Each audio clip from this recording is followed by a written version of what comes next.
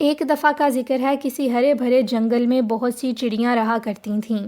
چھوٹی چھوٹی جھاڑیوں میں انہوں نے گھونسلے بنا رکھے تھے اور وہیں نرم نرم گھاس پر انڈے دیتی اور خوش خوش رہا کرتی تھیں۔ اسی جنگل میں ایک ہاتھی بھی رہا کرتا تھا اور پانی پینے کے لیے دریا کنارے جایا کرتا تھا۔ ایک روز ہاتھی پانی پینے نکلا اور چڑیوں کے گھروں کے درمیان سے گزرتا ہوا چلا گیا۔ بہت سے انڈے اور ننھے ننھے بچے اس کے وزنی پاؤں کے نیچے آ کر کچومر بن گئے۔ جب چڑیوں کو پتہ چلا تو ان میں غم و غصے کی لہر دوڑ گئی اور اپنی کمزوری کا بھی انہیں شدت سے احساس ہوا۔ ساری چڑیاں کچھ نہ کچھ کہنے لگیں۔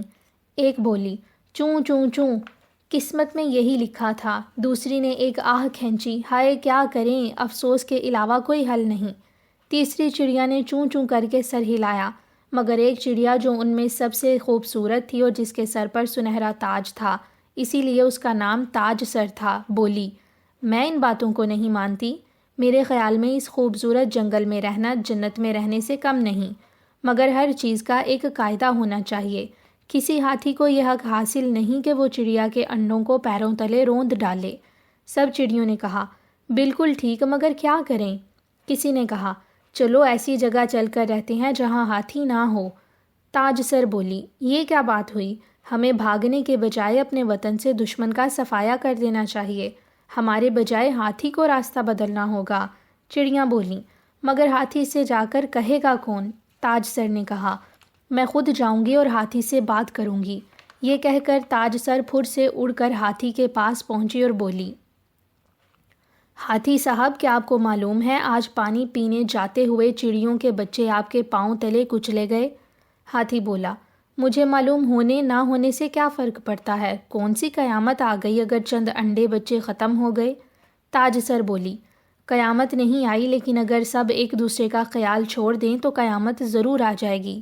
میں صرف آپ سے یہ درخواست کرنے آئی ہوں کہ آپ پانی پینے اس طرف سے نہ جایا کریں، یہاں ہمارے گھر ہیں۔ ہاتھی بولا، واہ، یہ تو میرا راستہ ہے، میں یہیں سے جاؤں گا، بلکہ یہ پورا علاقہ میرا ہے۔ تم سب مل کر بھی میری برابری نہیں کر سکتی کیونکہ ہاتھی ہاتھی ہے۔ تاج سر بولی، جس طرح آپ کا دل چاہتا ہے کہ آپ اور آپ کے بچے سکھ سے رہیں تو یہی ہم بھی چاہتے ہیں۔ اگر کوئی آ کر آپ کا گھر توڑ دے، بچوں کو در بدر کر دے تو کیسا لگے گا؟ ہاتھی چنگاڑ کر بولا، میں سب سے زیادہ طاقتور ہوں، چلو جاؤ یہاں سے، میرا جو دل چاہے گا وہی کروں گا۔ تاج سر نے کہا، سوچ لیں، زندگی لڑ کر نہیں، صرف پیار محبت سے گزاری جا سکتی ہے، ورنہ ہم چھوٹی چھوٹی چڑیاں بھی آپ سے بدلہ لینا جانتی ہیں۔ کسی بزرگ نے کہا ہے، دشمن کو کبھی کمزور مت سمجھو۔ ہاتھی اپنی سونڈ ہلا ہلا کر خوب ہنسا اور بولا، میں بھی عجیب ہوں، اس بیوقوف چڑیا کی باتوں کا جواب دیے جا رہا ہوں۔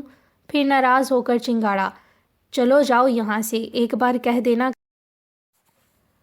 تاج سر بہت بہتر کہہ کر وہاں سے اڑی اور چڑیوں کے پاس آ کر سب کچھ سنایا اور بولی، اب ہمیں ہاتھی کو سبق دینے کے لیے تیار ہو جانا چاہیے۔ ساری چڑیاں یک زبان ہو کر بولیں، ہم تیار ہیں، ہم ہاتھی کی کھال اتار دیں گے، مگر ہم کیا ایسا کر سکتے ہیں؟ تاج سر بولی، ایک دوسرے کا ساتھ دیں تو سب کچھ کر سکتے ہیں۔ پہلے ہم ہاتھی پر حملہ کریں گے اور پھر مینڈکوں سے مدد لی جائے گی۔ چڑیاں ہنس پڑیں، مینڈکوں سے مدد؟ واہ، کیا منظر ہوگا، وہ خود بھی تو ہاتھی سے بہت پریشان ہیں۔ تاج سر بولی، میں نے پورا منصوبہ بنا لیا ہے، طاقت میں ہاتھی ہم سے بہت زیادہ ہے، ہم اس کا مقابلہ نہیں کر سکتے، لیکن ہاتھی اڑ نہیں سکتا اور ہم اڑ سکتے ہیں۔ ہم چاروں طرف سے اڑتے ہوئے ہاتھی پر اپنی چونچوں سے حملہ کریں گے اور اس کی آنکھیں پھوڑ دیں گے۔ جب تک کام پورا نہ ہو جائے کوئی پیچھے نہیں ہٹے گا۔ سب تیار ہیں؟ چڑیاں بولیں، ہم تیار ہیں۔ تاج سر نے بسم اللہ کہا اور سب ایک ساتھ ہوا میں بلند ہوئیں اور ہاتھی پر ٹوٹ پڑیں۔ اس سے پہلے کہ ہاتھی کوئی حرکت کرتا، اس کی آنکھیں پھوٹ چکی تھیں اور وہ زور زور سے چنگاڑ رہا تھا۔ ساری چڑیاں ایک جگہ جمع ہو گئیں۔ ایک بولی، یہ تو بہت برا ہوا، ہاتھی تو غصے سے بھرا ہوا ہے، وہ سارے سبزہ کو خراب کر دے گا۔ تاج سر بولی، بے فکر رہو، ہاتھی اندھا ہو چکا ہے اور دیکھ نہیں سکتا، وہ پیاسا بھی ہے، اب وقت ہے کہ مینڈکوں سے مدد لی جائے۔ تاج سر نے مینڈکوں کو آواز دی اور ہاتھی کے ظلم کی داستان کہہ سنائی۔ مینڈک بھی ہاتھی سے سخت پریشان تھے، فوراً تاج سر کی مدد کرنے پر تیار ہو گئے۔ تاج سر نے اپنا بقیہ منصوبہ انہیں اچھی طرح سمجھا دیا۔ سارے مینڈک خاموشی سے ہاتھی کے سامنے جمع ہو گئے اور ٹرٹرانے لگے۔ ہاتھی نے سوچا مینڈک تو پانی میں ہوتے ہیں، یقیناً پانی نزدیک ہی ہے۔ جیسے جیسے ہاتھی آگے بڑھتا رہا مینڈک پیچھے ہٹتے رہے، یہاں تک کہ گہرے گھڑے کے پاس پہنچ گئے۔ ہاتھی جیسے ہی پانی پینے جھکا پھسل کر گھڑے میں جا گرا۔ تاج سر بولی، اے ہاتھی، یہ سزا ہے اس کی جو بے انصاف ہو، دوسروں پر رحم نہ کرتا ہو اور اپنے سے کمزور کو حقیر سمجھتا ہو۔ اب یہیں رہو۔